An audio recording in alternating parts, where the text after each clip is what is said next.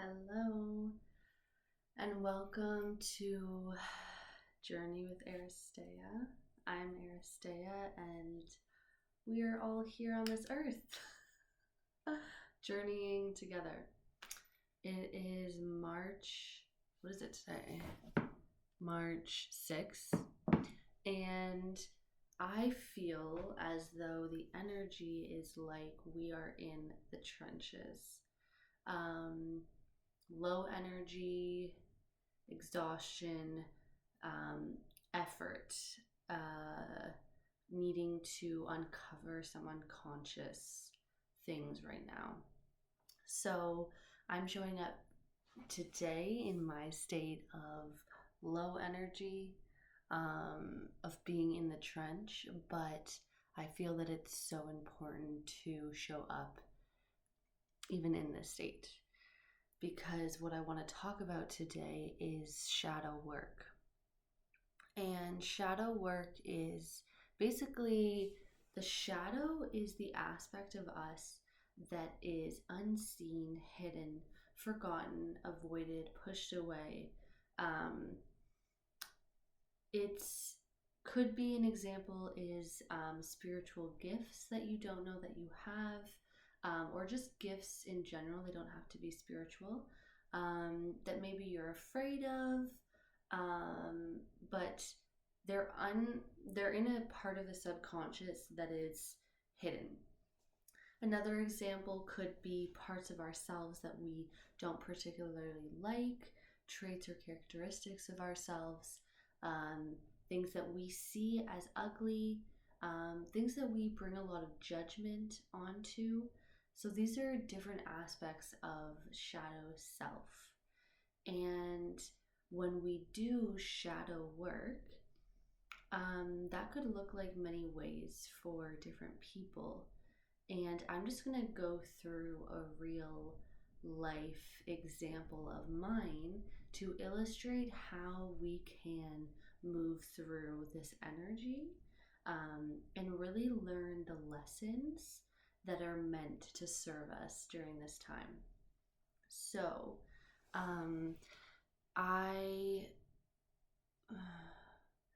when I do shadow work in this situation, I basically acknowledge that there was a repetitive cycle going on again and again. And that is a cycle of, it's really connected to the financial situation. And I know the financial situation, like expressing it in this way is a bit taboo, but I'm just going to go with it. So every month, at the beginning of the month, there is money coming in and there is money going out. And it's a stressful time for myself because, sometimes the money going out is more than the money going in.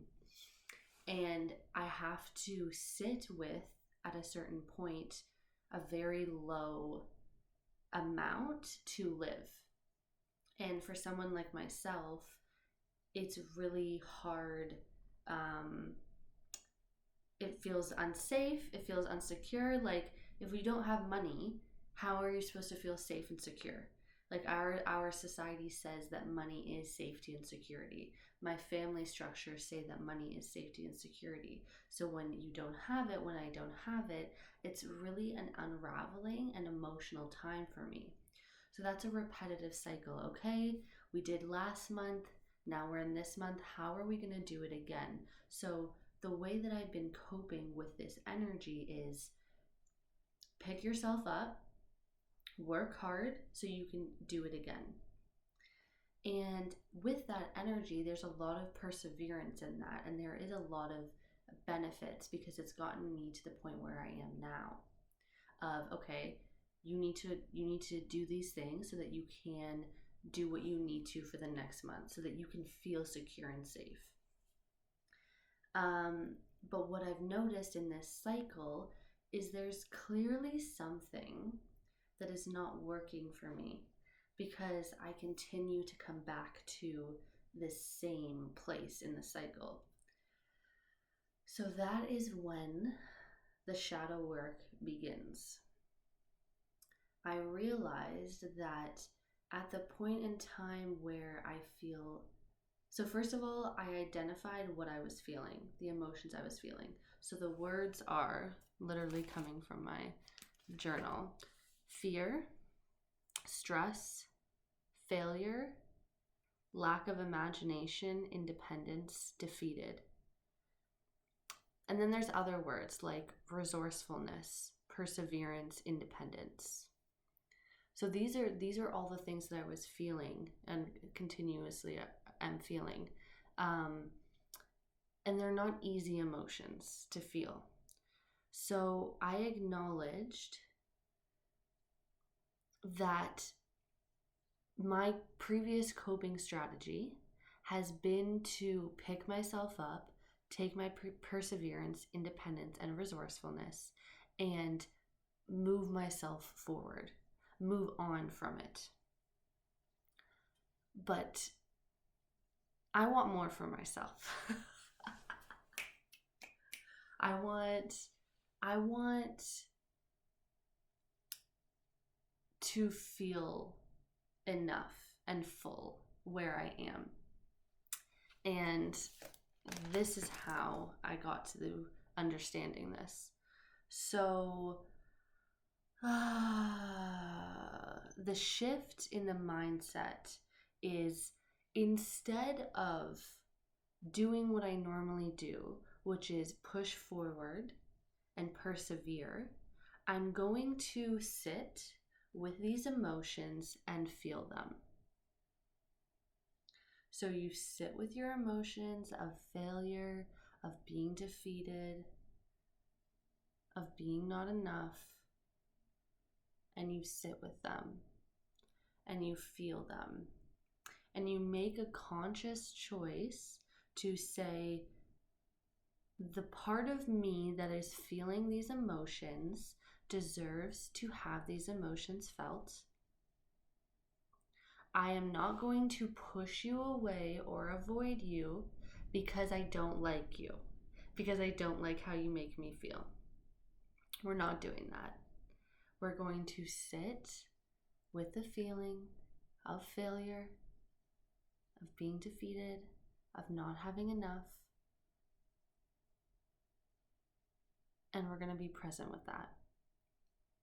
We're going to remove the covers, the shadow, and see that for what it is.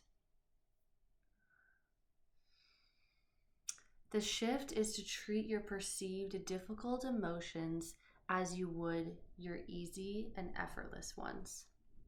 So, when we are happy, when we feel joy, when we feel pleasure, how easy is it to feel that?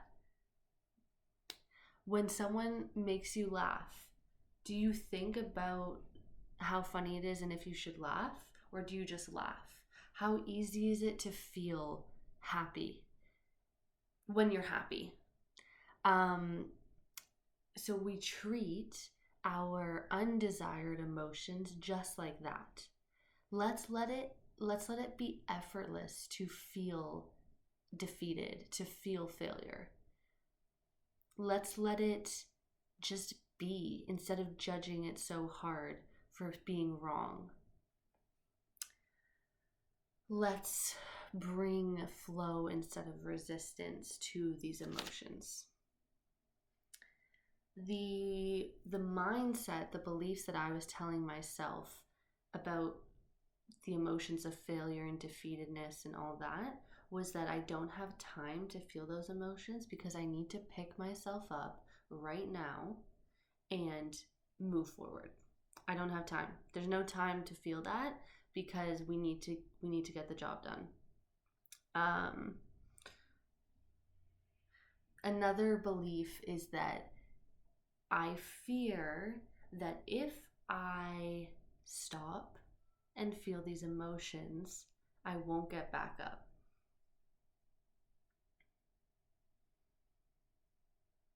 If I give myself the time and the space to feel these emotions, I'm afraid that I won't get back up.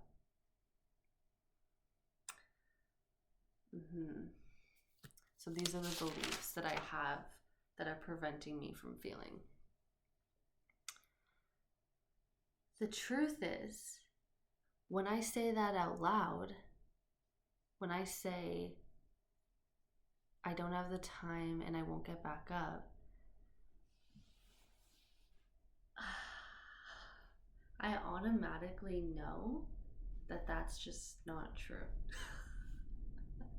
It's just not true.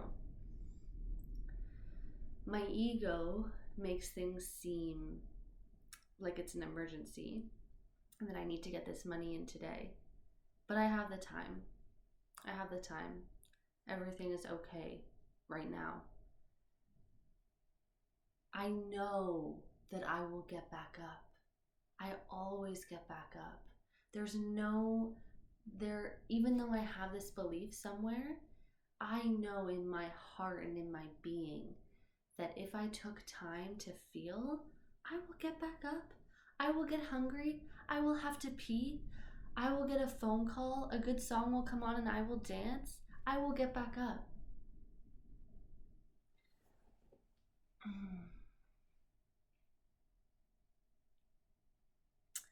Another belief is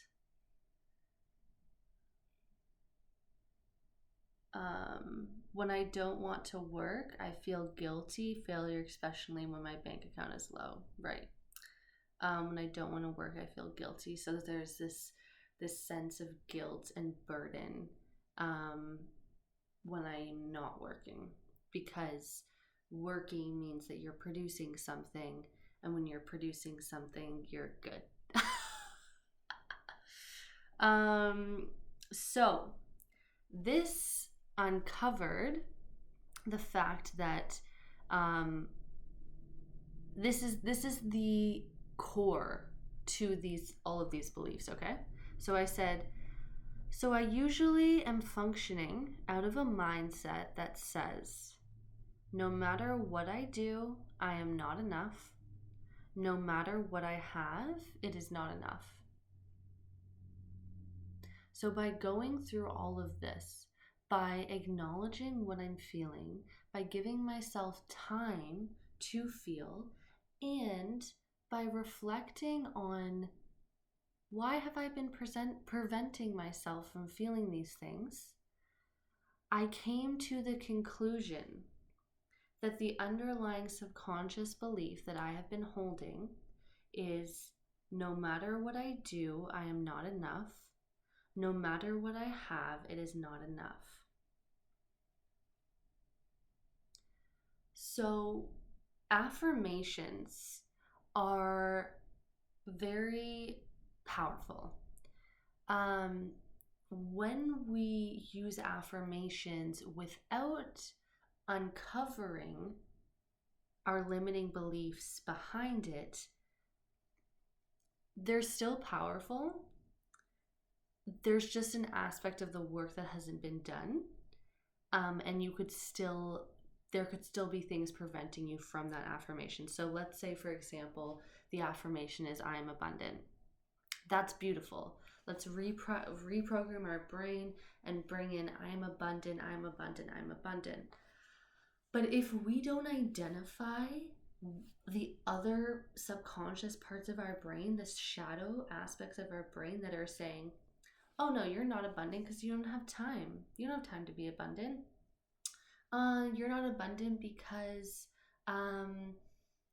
you don't have this, and this. Whatever it is, whatever the beliefs are, we can bring in, I am abundant. But if we're not uncovering what's underneath that and why we're actually limiting ourselves in that reality from us, then it can repeat, so it can repeat. So this process that I just explained to you, which I realize is not a step-by-step process, it's more of just an uncovering. This is how we change our reality. So because I understand that on a subconscious level, I tell myself, no matter what I do, I am not enough.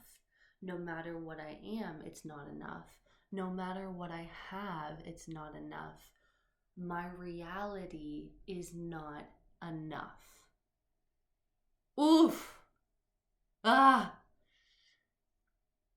Now I can say, I am enough. What I have is enough. My reality is more than enough. My reality is more than enough. And I can say this during being in the trenches. Being in the trenches.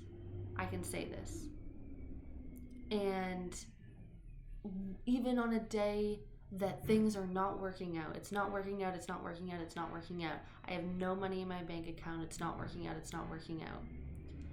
I am enough. My reality is more than enough.